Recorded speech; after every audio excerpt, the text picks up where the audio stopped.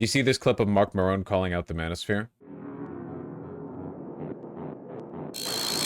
I saw the first 2 seconds of it. And sloppy and hackneyed. You know, to be in a fucking club where, you know, I'm walking down the hall at the comedy club, at the Comedy Store, and, you know, in one room, someone's doing their bit about trans people, and then I get down the hall and there's someone on stage going, well, I guess I got to do my bit about trans people. Like, no, you don't.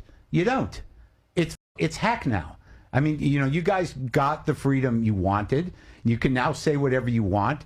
They're defeated. Their rights have been denied. The policies that you guys encouraged with your stupid material are now policy. And now, like, you know, half the people under the umbrella of anti-woke, we've lost a tremendous amount of democratic-leaning ideas and movements. So whether they knew it or not, that's what they were spearheading. So now it's reality, and you want to still keep kicking them? I don't know that comedians have had that much power. Are you out of your mind? No, I'm being serious. Joe Rogan. I'm not going to. No, go ahead. Go ahead. You know, you can't. No, it's true. Like, we have this image of comedians, stand-up comedians especially, being like bold truth tellers in the face of power. They're massive cowards, dude.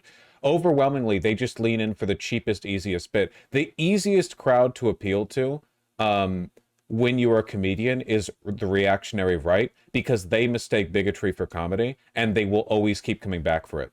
Like, it's like you could, if the Nazis won, you could still today be doing stand-up making Jew jokes. Like, it could be 80 years down the line from the Eternal Reich, and people would still show up in droves to laugh about it. Because, and by the way, we have an example of this, okay? You know what we have? Minstrel shows. Minstrel shows persisted for a long, long time, and to an extent, like, well after Jim Crow ended. And the jokes in minstrel listen, there aren't that many jokes about black people. There just aren't, okay? And I've probably heard most of them. And if you do a really good job, I mean, if you're Key or Peele or whatever, I mean, you're really setting them up, you can make some of them funny, sure. Not all of them, some of them. But there were people going out there their whole lives watching minstrel shows. Like, people are still doing this shit on 4chan. Yeah, she didn't do nothing, whatever. You're telling me this shit's funny to you after listening to it the 5 millionth time? Like, it's still like, comedy is the defiance of expectation. You're still like breaking out into laughter? No, of course not. You like it because it reaffirms your priors. And comedians, because they're cowardly and greedy, are aware of this. So overwhelmingly, they'll defer to comedy that people will go to, not because it's funny or innovative or interesting or challenging in any way, but because it just reaffirms their priors. And the truth is, this is actually not a bipartisan issue, because there, and I'm being serious here, is not a parallel on the left. Right-wing comedy is just making fun of trans people, making fun of women, making fun of, depending on what your crowd is, making fun of black people, making fun of Jews. That's it. Like, that's their entire, all of their comedy is downstream. Very little comedy exists outside that. You take a look at, I don't know what you want, a lefty comedian, you can go Carlin, you can go, I don't know, I saw Stavros recently. And like, are there some jokes in there where like they're informed by a progressive political belief? Sure, but it's not about being progressive. It's certainly not about like, oh, let's go watch like a left-leaning comedian. It's 2 hours of jokes about white people. It's just not. It's just not.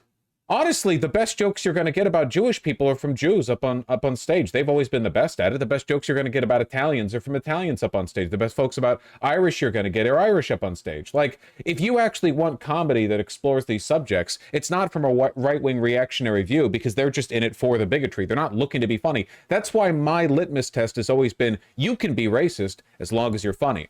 And don't worry, folks, that right there cuts out the entire right, because they can't be funny. They're not funny. Jesus, have you seen like what Ricky Gervais is up to? You see that pathetic, self-righteous little intro he did for his new comedy tour, where he's like, you were presumptuous to me, so I'm gonna donate to another person or whatever. It's like embarrassing. It's Karen shit. I'm canceled. I'm censored. I'm defying the trend. I'm bucking the trend. I'm the only guy out here willing to make jokes about the. Yeah, I know, you're very brave. You can be a bigot, but you have to be funny. And that's what they keep tripping over. Because if you're funny when you make a bigoted joke, my assumption is that you had to construct that joke to be funny.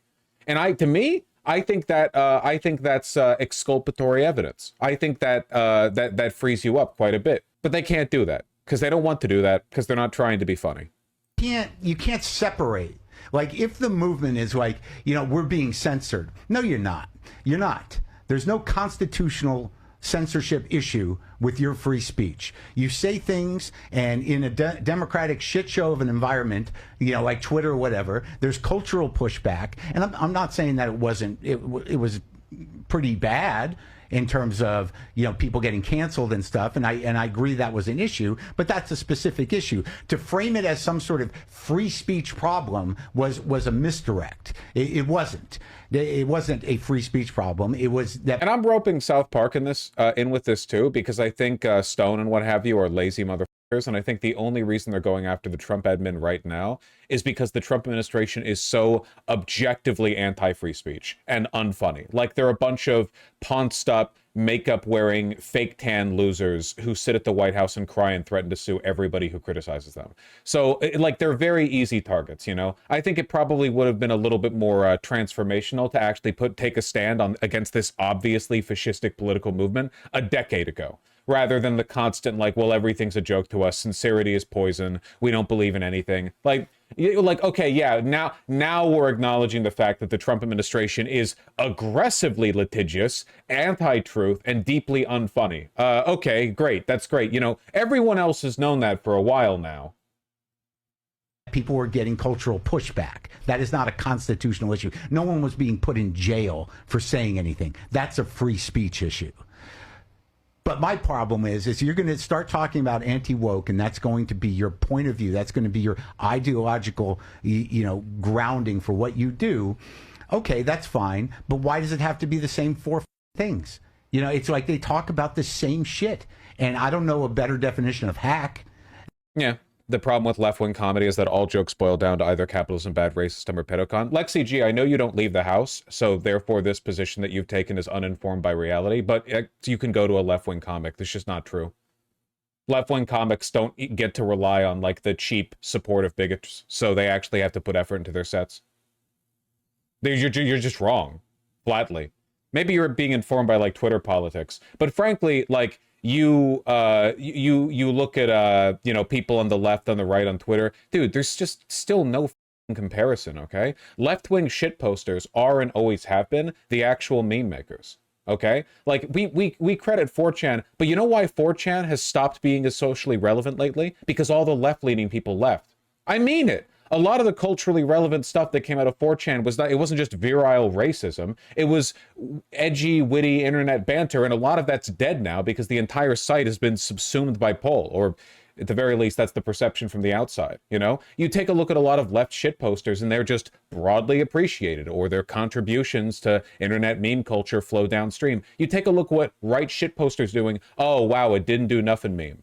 Wow, you've drawn a black person or a Jewish person in an unflattering caricature. That's really bold stuff. Literally, like, centuries old material here. There's nothing new or innovative. It's just bigotry over and over and over and over again. It's not funny! When liberals do comedy, it's white cis-het men have small dick lol. I actually think that's a fair criticism that you can levy. Yeah, you get that, like, Amy Schumer type humor for liberals, like stuffy, unfunny liberals, which is just, look at how daring we are, we challenge power. But challenging power in this context means, like, you should be shot if you criticize the IDF. However, white men. But I don't think that's a lefty thing. The most insufferable, like, counter essay posting, shut the fuck up. The most insufferable, like, white people bad, men bad, whatever, has always come from liberals looking to make a cheap buck off of, the aesthetic of anti-orthodoxy, right? It's not people who are actually, like, meaningfully challenging anything, which is why it comes from people like Amy Schumer. Is Amy Schumer even relevant anymore? In people's nightmares, I suppose. Amy Schumer's a Zionist. Yeah, that's why I said, yep, that is true. That is true. Just firing off the first thing that comes, the first neuron that reaches the finish line. I've never thought of Amy Schumer as a comedian, Lamau. Okay, that's great. She objectively has been. I mean, it's how she's made money. One of the ways she's made money. Just describing a tendency. Thank you. Sometimes you people say the weirdest shit. Guys, we got to get funnier. He's going to stop streaming at some point. It does make me want to take Chad off the screen. It does help you realize why NL keeps it off the screen and Librarian puts it on in for the off-channel videos. Less embarrassing. If the right wing is not funny, why does it get so much engagement? Bigotry. Pay attention in class. What if I tested you one day?